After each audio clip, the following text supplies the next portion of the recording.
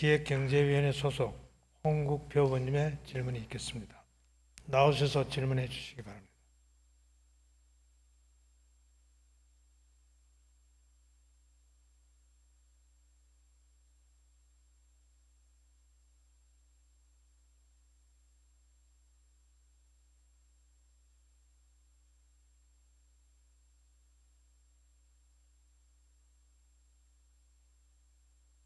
네, 홍국표 의원입니다.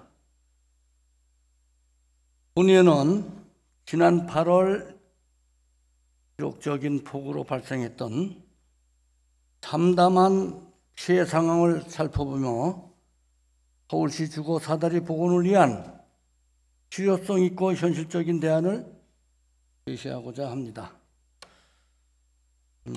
먼저 주택정책실장님 발언대로 모시겠습니다.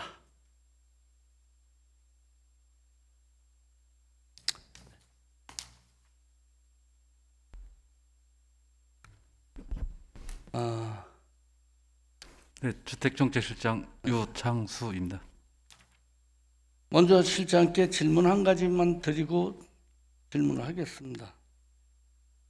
2019년 칸 국제영화제에서 황금 종려상을 수상했던 영화 기생충을 혹시 보셨는지요? 네, 관람한 적 있습니다. 보셨습니까? 네. 저도 개봉 당시의 영화를 보면서 참 많은 걸 느꼈었는데요. 영상 자료 하나 함께 보시고 질문 이어가겠습니다.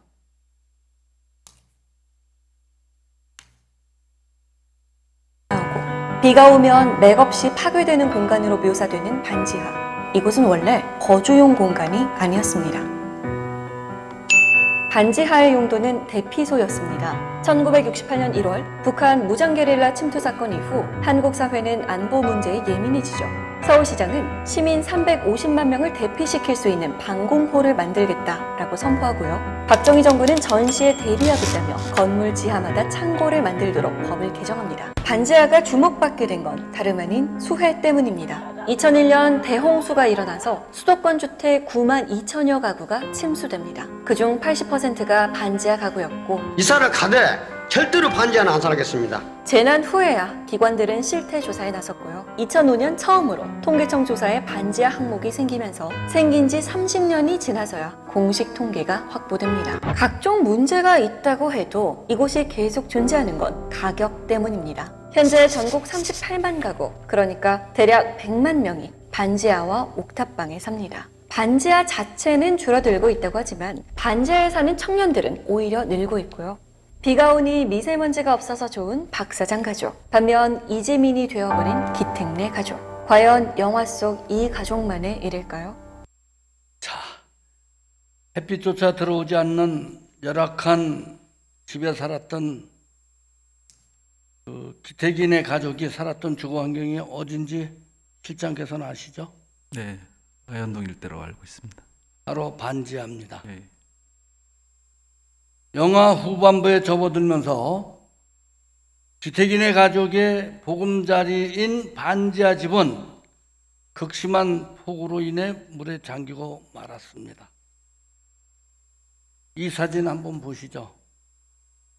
영화의 한 장면을 아주 빼닮은 이 사진은 지난 8월 기록적인 집중호우로 서울 시민들이 입은 피해의 일부를 보여주고 있습니다.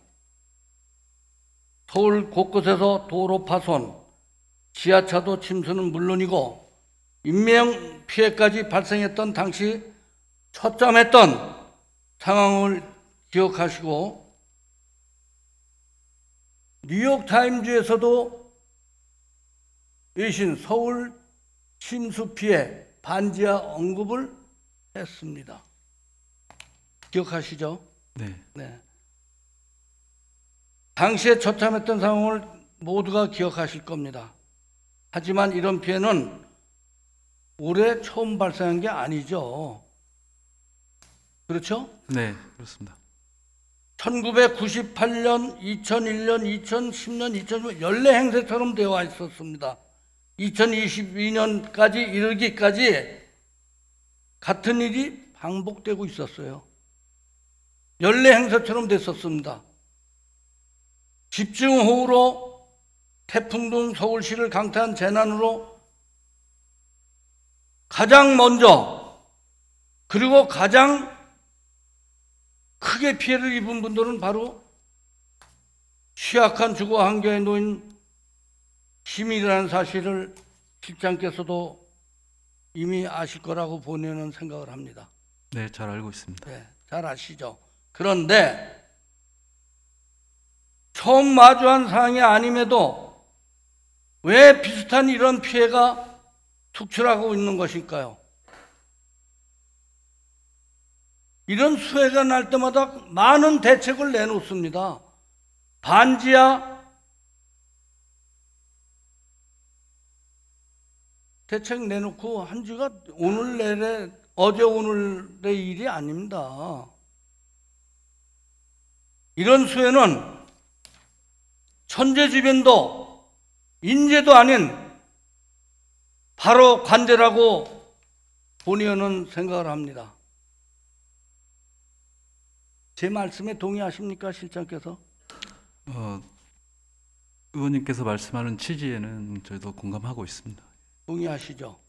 2010년 수해가 발생했을 당시 서울시 주택국 건축기획과에서는 2018년까지 34만의 세대 공공주택을 공급해서 궁극적으로 상습 침수지역 주변의 반지하 주택은 없어질 것이라고 내다봤으나 지난 8월 수해 상황을 보면 과연 개선이 됐다고 실장께서는 보십니까? 전체적으로는 그 반지하가 아직까지 20만 가구가 있는 걸로 봐서는 그 해답은 아니었던 것 같습니다. 2010년 피해가 나서 저 우면산 산사태가 나고 막 이랬을 때도 그때도 오세훈 시장께서 아마 재임하셨던 그런 기간일 겁니다. 네. 그때도 34만 원 만들겠다고 그랬어요. 공공임대주택 만들겠다고 했습니다. 그래서 10년, 20년 뒤에 반지하 주택을 없애갔다. 서울시에서 얘기했던 부분입니다. 각종 재난으로 반지하 거주민들이 입은 피해가 한두 해만 일어난 것이 아닌데도 가장 기본이 되는 뭐를 안 했습니까? 가장 기본되는 게 뭐를 안 했어요? 실태조사조차 했습니까? 안 했잖아요. 지금 이 시간까지도 실태조사 하나 안 했습니다. 의원님, 저희가 지금 실태 조사 중에 있습니다. 실태조사 8월 달에 나고서 이제 계획서 올라왔잖아요. 네. 2010년도에도 그런 저기를 하고 실태조사 하겠다고 했었어요. 2020년도에. 2년 전에. 근데 그때도 저는 안 했잖아요. 하겠다고 해놓고. 본의원은 더 이상 소 잃고 예양간 고치는 겨울로 급급하게 마련한 지원 대책으로는 사태를 예방할 수 없다고 봅니다.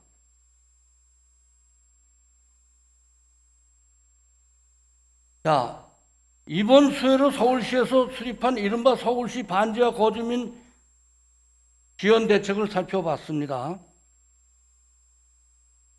노후 임대주택 재건축 추진, 반지하 주택 밀집지역 재개발, 반지하 거주민 특정 바우처 신설, 주거 취약 계층 대상으로 해서 임대주택 입주 지원, 전월세 보증금 지원 대상 확대 등 서울시에서는 반지하 주택 일몰제를 추진하겠다는 방향으로 여러 가지 대책을 발표했죠.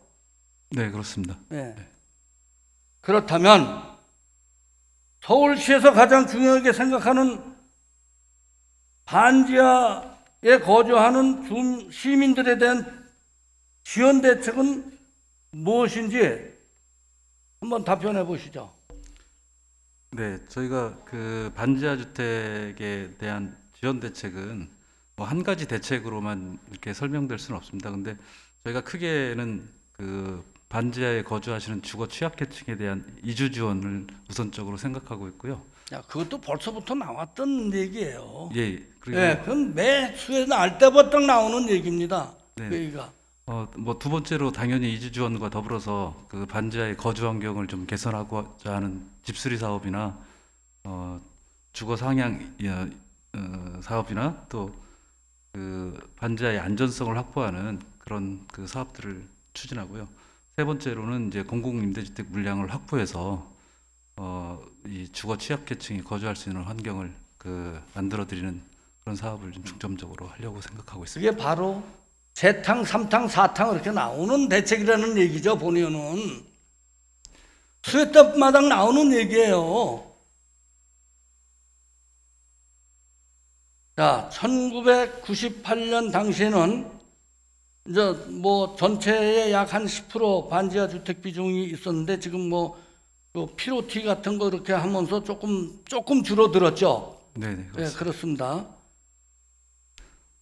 그래서 반지하 거주 여건이 개선됐다고 보는 게 아닙니다. 그 줄은 게. 그렇잖아요? 제 말씀에 동의합니까? 네, 자연 멸실된 측면이 있습니다. 그렇죠. 서울시에서 발표한 공공주택 약 23만 호 중 주거 상향 지원 사업을 통해 입주한 가구는 1,700가구가 안 되죠, 지금. 네, 그렇습니다. 이마저도 반지하 출신 가구는 270가구 정도 되나요? 네, 300가구 정도 되는 걸로 알고 있습니다. 300가구가 채 안 될 겁니다. 자, 이러한 속도라면 몇 년 걸려서 이게 10년, 20년이 지나도 이런 일이 자꾸 반복될 수뿐이 없다는 겁니다. 현재 반지하, 그리고 지금 서울시의 대책은요, 다 나왔던 대책이에요. 10년, 20년 전에 나왔던 대책이에요. 20년 전에 나왔던 대책이고. 현재 반지하 거주민들의 추가적인 부담 없이 자, 고품질 주택, 양질의 주거 환경이 제공되기 위해서는 주택정비 사업과 도시개발 사업 활성화가 필요하다고 보는데 실장께서는 어떻게 생각하십니까? 네, 저도 그 점에 대해서는 동의하고 있고 실질적으로 그동안 그 반지하 주택이 멸실된 것도 그 정비 재개발과 같은 사업을 해서 정비 사업으로 멸실되고 있는 것이 사실입니다. 또 앞으로 그 저희가 한 10년 내에 추산을 해보니까 약 15만 가구의 그 반지하 주택이 멸실될 것으로 예상하고 있는데요. 그 점에 대해서도 재개발 사업이나 모아타운 이런 사업들을 통해서 그 많은 양의 반지하 주택이 멸실될 것으로 예측하고 있습니다. 자, 이러한 대책을 마련하기 위해서 본 의원이 좀 말씀을 드리고자 합니다. 어떤 문제든 대책을 마련할 때 무엇보다도 서울시 부서 내부 그리고 자치구 간의 긴밀한 협조가 필요할까요? 필요하지 않을까요? 네, 필요하다고 생각하고 필요하다고 있습니다. 생각하시죠? 동의하시죠? 이번 수혜를 계기로 해서 신속 통합기획, 재개발 모아타운 선정 시에 심수 이력이 있는 이거 한번 저 모니터를 좀 봐주세요. 지역과 반지하 주택 밀접 지역에 가산점을 주는 평가 항목이 반영되었다고 하죠. 네, 네. 그렇습니다.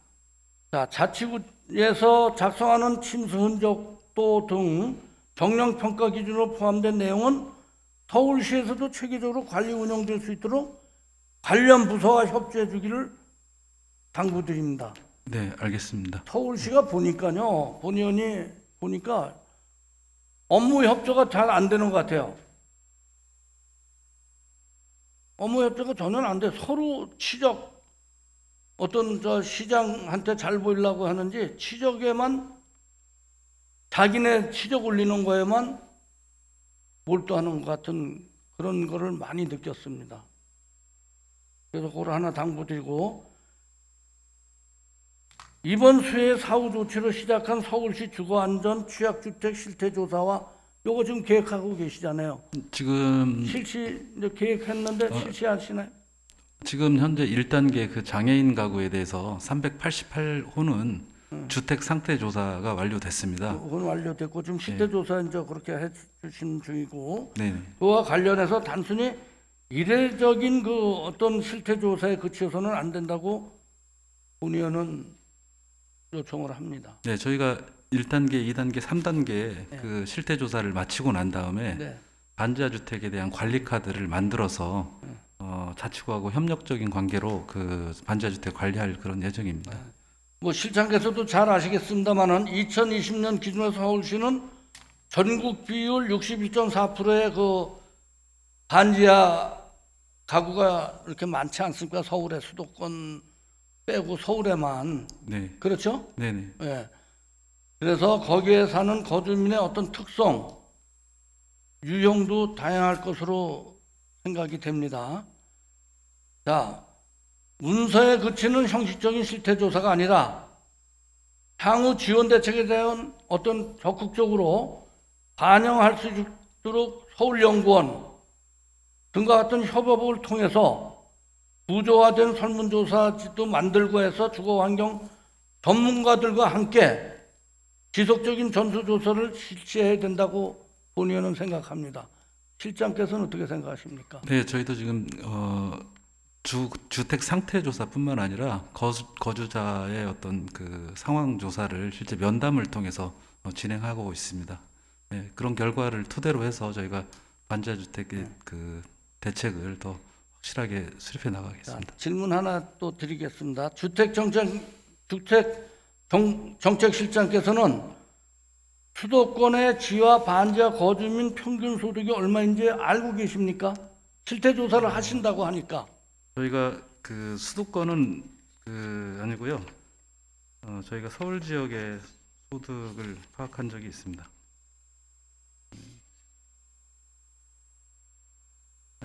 이 부분은 다시 확인해서 말씀드리겠습니다.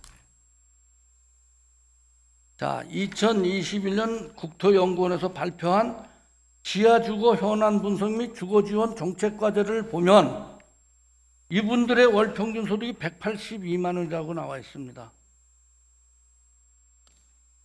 또한 2020년 한국도시연구소에서 조사한 결과 서울시 반지하 가구 중 기초생활수급 가구는 29.4%, 소득이 100만 원 미만인 가구는 23%에 육박한다는 발표를 알고 계신죠? 저희가 그 부분은 제가 지금 확인이 안 되고 있고요. 그러니까 실태 조사를 하면은 그분들에 대한 어떤 소득이라든지 생활 실태도 같이 해줘야 된다는 말씀을 드리는 겁니다. 자, 이분들이 반지하에 살고 싶어 살겠습니까? 이런 생활기초 수급자라든지 소득이 100만 원 미만인 이런 가구가 반지하에서 살고 싶다고 살겠어요? 어떻게 생각하십니까? 의원님, 저희가 그 부분은 더 확인해서 말씀드릴 텐데요. 저희가 그 주거 실태 조사에서 중앙정부 차원에서 이루어지는 조사가 있고 저희 시에서 이루어지는 조사가 있습니다. 근데 지금 반지하 주택에 대한 조사는 그 주거급여 조사를 하고 있는데 국토부가 LH를 통해서 이 저소득층의 주거급여 대상자를 실제로 조사하고 있습니다. 그래서 이번에 이제 저희가 국토부하고 협의해서 그 주거급여에 관련된 조사를 저희 SH하고 서울시가 좀 할 수 있도록 건의를 해놓은 상태입니다. 예. 자, 반지하 거주민 어려움을 해결할 수 있는 그러한 문제는 이제 지체할 수 없습니다, 사실. 네, 알겠습니다. 지체할 수 없다고 봐요. 정말 어떤 실효적인 대책이 필요하다는 그 순간에 와 있습니다. 자, 주택정책실장 자리에 착석하셔도 좋습니다. 네, 감사합니다. 다음은 우리 도시계획국장을 발언 때 모시겠습니다.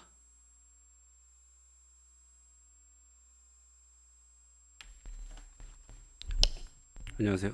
도시국장 조남준입니다. 네, 국장께서는 앞서 우리 주택정책실장께서 서울시에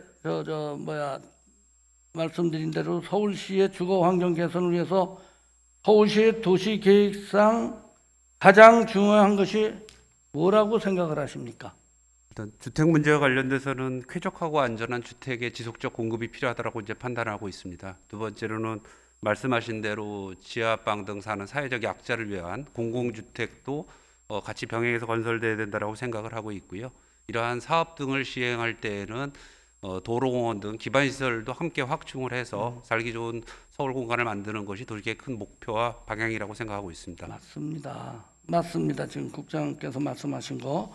지금 서울시에서 필요한 것은 주거 취약계층에 대한 도시계획상 연계라고도 생각을 합니다. 그렇죠? 네. 네. 여기서 본 의원이 제시하고자 하는 대안이 바로 주택정비사업과 도시개발 활성화를 위한 규제 완화라고 생각을 하는데 국장께서는 동의하십니까? 네. 네, 그렇죠. 동의하시죠. 그럼 질문을 드리겠습니다. 국장께서 더 잘 아시겠죠? 고도지구가 뭐라는 건 더 잘 알고 계시죠? 네, 잘 알고 있습니다. 자, 화면에 보시는 것처럼 현재 서울시에는 8곳의 고도지구가 설정되어 있죠. 네. 약 922만 제곱미터. 여의도의 한 3배 정도에 달하죠. 네. 네, 여의도 면적에. 자, 건축물 높이 최고 한도에 대한 규제로 묶어져 있습니다. 그런데 서울시에 지정된 고도지구는 국토계획법상 명시된 그 목적과 취지를 살리고 있다고 하기에는 어떻게 국장께서는 그 취지에 맞다고 생각을 하고 계십니까? 네. 고도지구는 사실 이제 70년대서부터 90년대에 이르기까지 이제 주변에 이제 북한산이라든지 주요 어떤 경관들을 보호하기 위해서 과거에 지정됐었고요. 경복궁 주변이라든지 국회의사당 주변, 그다음에 서초동 법원단지 주변 등 주요 시설물을 보호하기 위해서 이제 지정이 되어 있습니다. 근데 이제 현재로서는 오랜 기간 동안 고도지구로 지정이 돼 있어서 여러 가지 건축 규제로 인한 여러 가지 민원도 있는 것, 지속되고 있는 것도 사실입니다. 네. 본의원은 객관적인 근거 기준이나 효과를 제시하기 어렵다고 봅니다. 국장께서도 본의원의 말씀에 동의하십니까? 네, 동의하고 그간 고도지구와 관련돼서는 여러 가지 민원을 해소하기 위해서 층수의 일부 완화라든지 층수와 높이를 같이 병행하는 규정들이 있었는데 2중, 3중 규제로 되어 네, 있습니다. 그래서 이제 그런 그게 부분들을- 문제라는 겁니다. 네, 네. 현재 가장 넓은 면적으로 지정되어 있는 북한산 권역의 경우를 말씀드리겠습니다. 서울시 도봉구, 강북구, 성북구, 종로구, 은평구가 인접해 있죠. 네, 그렇습니다. 거기에 조금 더 북쪽으로 올라가서 경기도 의정부시가 포함되어 있습니다. 네, 또 저쪽 넘어서는 고양시가 포함되어 있고요. 그런데 고도지구로 지정되어 있는 자치구는 도봉구, 강북구 2곳밖에 없습니다. 맞습니까? 일부 종로구도 좀 일부 포함이 되어 있고 거긴 또 달라요. 네, 네? 그렇습니다. 거긴 다르지 않습니까? 네. 과연 합리적인 기준을 토대로 해서 고도지구를 지정한 것인지 묻고 싶습니다. 맞습니까? 앞서 말씀드렸다시피 이제 고도지구 지정에 대한 부분들이 70년대, 80년대, 90년대를 거치면서 지정된 부분들이 있기 때문에 다시 아니죠. 한번 저희가 정합성이라든지 기준 등에 대한 정비가 필요하다고 저희도 판단하고 있습니다. 합리적인 기준을 토대로 고도지구를 지정한 것이라고 볼 수 없습니다. 자, 북한산 끝자락이 있는데도 불구하고 가장 심한 규제를 받고 있어서 도시개발 그리고 주택정비 사업을 추진하더라도 사업성이 떨어져서 추진이 안 됩니다. 알고 계시죠? 네, 알고 있습니다. 북한산 중심을 기점으로 해서 이적거리 기준조차 없는 상황에서 자치구별로 지정 미지정의 차이가 생기는 기준이 무엇인지 한번 말씀해 주십시오. 네, 이제 북한산을 주변으로 이제 고도 높이와 관련되는 어떤 규제에 대한 부분은 여러 가지가 있을 수 있을 것 같습니다. 그래서 이제 가장 강력한 것이 경관지구가 있고요. 그래서 경관지구는 주요 산 주변에 좀 더 고도지구보다 높은 지역에 이제 보통 이제 설정이 되어 있고, 지역 근처에 보통 이제 고도지구가 이제 또 추가로 지정이 되어 있습니다. 또한 경관산 관리가 필요한 지역 등과 관련돼서는 경관법 등에 따라서 중점 경관 관리구역 등 다양한 방안으로 저희가 이제 설정이 되어 있는데, 특히나 이제 강북구 도봉구를 중심으로 고도지구가 이제 가장 강력하게 이제 지정이 돼서 그동안 큰 변화가 없다 보니까 그 지역에서 민원도 많은 2중, 3중 규제를 받고 있는 거 인정하시잖아요. 네, 일부 이제 그런 면이 없지 않아 있다고 판단하고 있습니다. 자, 도봉산하고 불과 1km 조금 넘게 떨어진 설악산의 경우는 어떻게 생각을 하십니까? 네, 그쪽 지역 같은 경우는 현재 고도지구가 따로 설정되어 있는 것은 없고, 앞서 미지정됐잖아요. 네, 다른 형평성에도 안 맞는다는 얘기입니다. 본의원은. 네, 더군다나 서울시와 이웃한 경기도 사례를 한번 말씀드리겠습니다. 바로 의정부시 일부 지역이 북한산과 아주 굉장히 밀접하게 붙어 있습니다. 네, 아시죠? 네. 근데 거기 고도지구 지정됐습니까? 제가 확인한 바로는 이제 북한산 지정 안 됐습니다. 네, 대부분 자연녹지 및 개발제한구역 등이 돼 있다 보니까 저희처럼 시가지와 바로 접하지 않았기 때문에 별도의 고도지구는 시가지가 지정되죠. 붙어 있습니다. 거기에. 네, 근데 현장을 가보셨어요? 본인은 현장을 가봤어요. 예, 근데 일부 저층에 자연 거기에 29층짜리 아파트가 질비하고 또 지금 준공 사업 승인 날 것도 있고 그렇습니다. 네. 현장에 본의원은 가서 보고서 지금 질문을 드리는 거예요. 거긴 지정이 안 돼 있습니다. 네, 고도지구가 지정되지 뭐 않은 것은 녹지구 사실입니다. 군사보호시설구역이고는 네. 저희 도봉강북구도 마찬가지예요. 2중, 3중 규제 받는다고 그랬잖아요. 네, 자, 거기는 본연이 지금 얘기했듯이 29층 뭐 이런 저기 개발이 다 돼가 지역 개발이 돼 가지고요. 주택 공급도 원활하게 공급되고 있어요. 현장에 본연은 가봤잖아요. 그리고 질문을 드리는 거예요. 도심에 가장 멀리 떨어져 있고 노후화가 가속화되고 있는 도봉구 일례를 들어서 한번 말씀드리자면은 도봉구가 고도지구 내 건축물 중 20년 이상 노후도 검증 비율이 몇 프로인지 알고 계십니까? 80%가 약간 상회하고 있는 걸로 넘습니다. 알고 있습니다. 81.4%예요. 건물뿐 아니고 소방도로, 소방차가 들어가지 못하는 도로가 많습니다. 뭐 주차시설 뭐 그렇게 충분하게 확보가 되지 않고 주차 뭐 면수는 뭐 110%가 넘는다고 하지만 실질적으로 그렇지 않아요. 가보면은 생활 기반이 되는 시설조차도 열악한 상황 아시지 않습니까? 특히 본의원이 주택정책실장에 질문 드렸던 반지하 주택 문제도 연관이 있다고 봅니다. 그렇죠? 네, 도봉구 전체 반지하 주택 7,089호 정도 됩니다. 여기에 이제 반지하가 한 7% 정도가 그 7,089호 중에서 7% 정도가 이 고도지구 주택이 안에 있어요. 그래서 시장께서 모아주택, 모아타운을 두 군데 쌍문동 같은 데 해줬어도 일종 이건 못합니다. 추진이 안 되고 있어요 지금. 그런 개발을 지정을 해줬어도 이 고도지구에 묶여가지고 층수가 20m 이하니까는 올라갈 수가 없잖아요.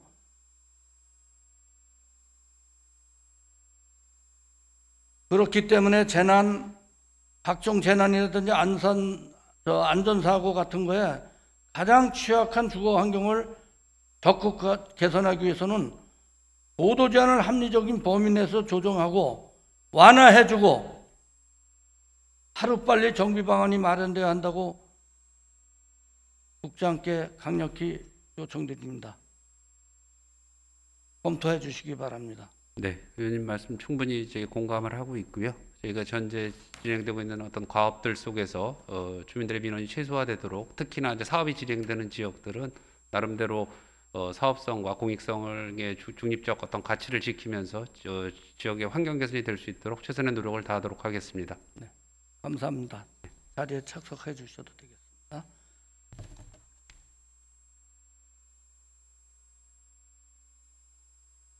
그럼 우리 마지막으로 오세훈 시장 다른 때로 초청하겠습니다. 예.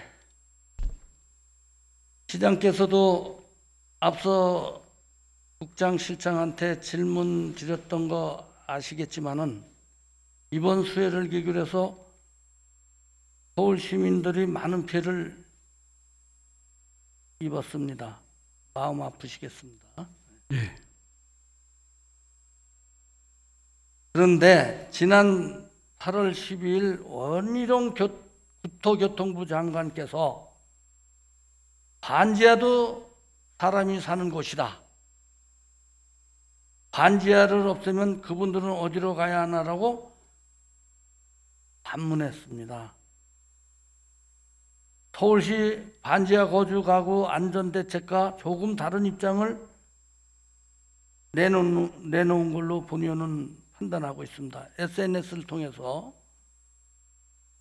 이에 대한 우리 시장의 입장은 어떠하신지 좀 말씀을 해 주시죠.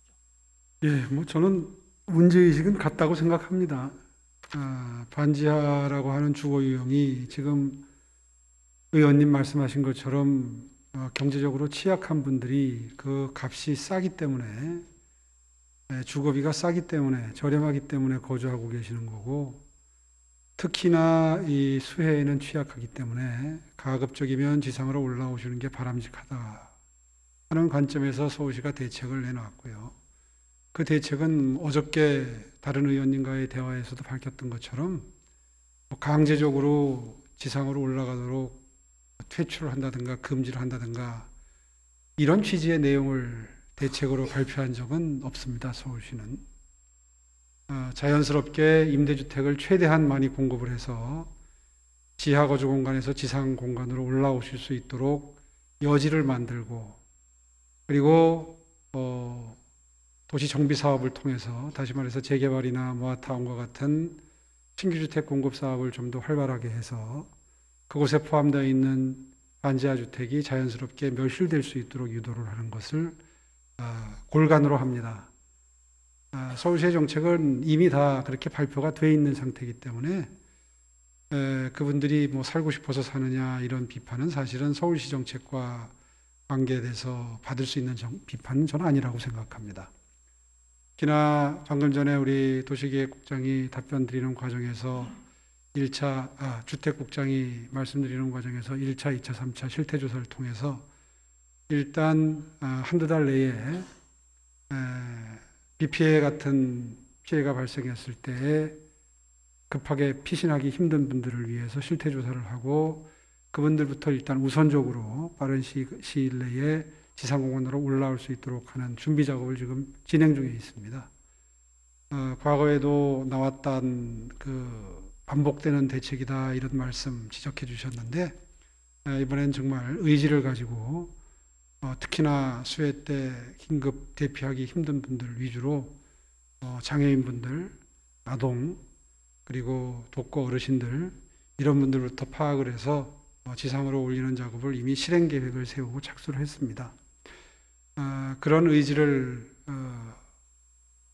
아마 차근차근 실행해 나가는 모습을 앞으로 지켜보시게 될 겁니다.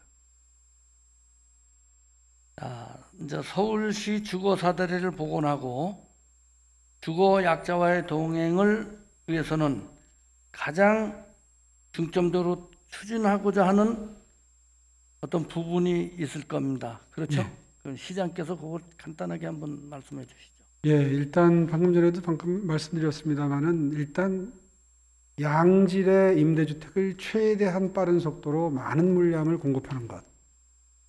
이것이 주거 약자를 위한 가장 중요한 정책이라고 생각을 하고요.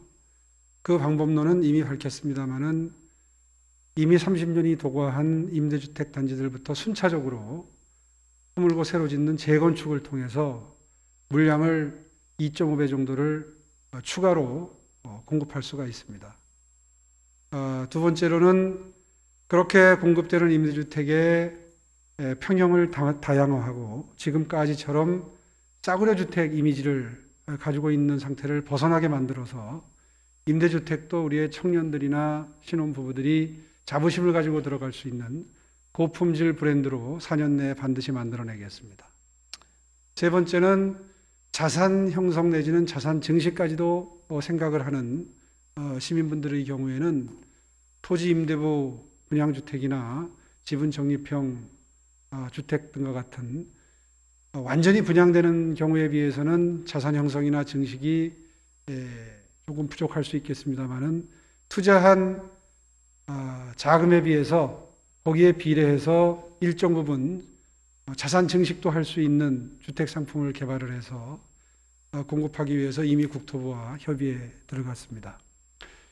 네 번째는 재개발, 재건축을 비롯해서 모아타운, 지금 재정비 시장에서 각광받는 신통계획과 같은 방법을 통해서 최대한 빠른 속도로 신규 주택을 공급함으로써 주택 공급의 선순환 구조를 만들고 그리고 양질의 주거 공급을 통해서 이 주거 사다리가 선순환 구조를 형성할 수 있도록 하겠다.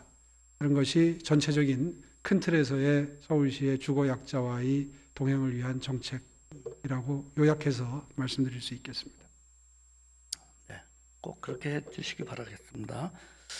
지금이 바로 이제 서울 시민들이 진정 필요로 것이 무엇일지, 서울시 주거 및 지역 정비를 위해 필요한 건 무엇일지 살펴봐야 할 시점이라고 본의원도 생각을 합니다. 현재 서울시에 지정된 고도지구 8곳과 한강변 특화경관지구를 대상으로 재정비 용역을 진행 중인 걸로 알고 있습니다. 내년 12월 준공이 예정되어 있고 지금 시점에서 결과를 매듭짓기는 매우 어려울 걸로 본의원은 생각을 합니다. 고도지구 결정 권한을 가진 오세훈 시장께서 고도지구별 현황을 잘 살펴보시고 전문가들의 의견과 검토를 토대로 향후 규제 완화라든지 이런 거에 적극 시정에 좀 반영해 주시기를 부탁드립니다. 예, 의원님 관심 가지고 계시는 이 고도지구 완화에 대해서는 서울시도 의지를 가지고 있습니다. 그동안 이 북한산 기술을 비롯해서 몇 군데 경관 보호를 위해서 재산권의 침해를 받고 어떤 희생을 하신 시민 여러분들께 더 이상한 그런 불필요한 불이익을 강요하고 싶은 생각은 없습니다.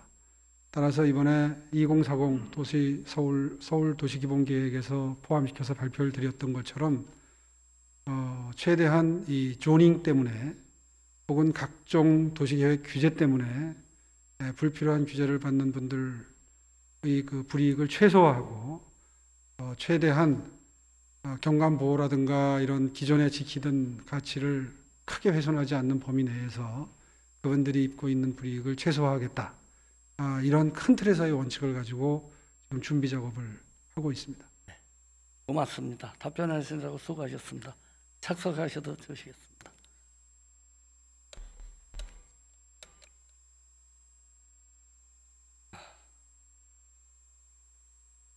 본의원도 오세훈 시장과 함께 그리고 여기 계신 모든 위원님들과 힘을 모아서 1,000만 서울 시민이 행복한 민생의정에 여러분과 함께 하겠습니다. 끝까지 경청해 주셔서 대단히 감사합니다.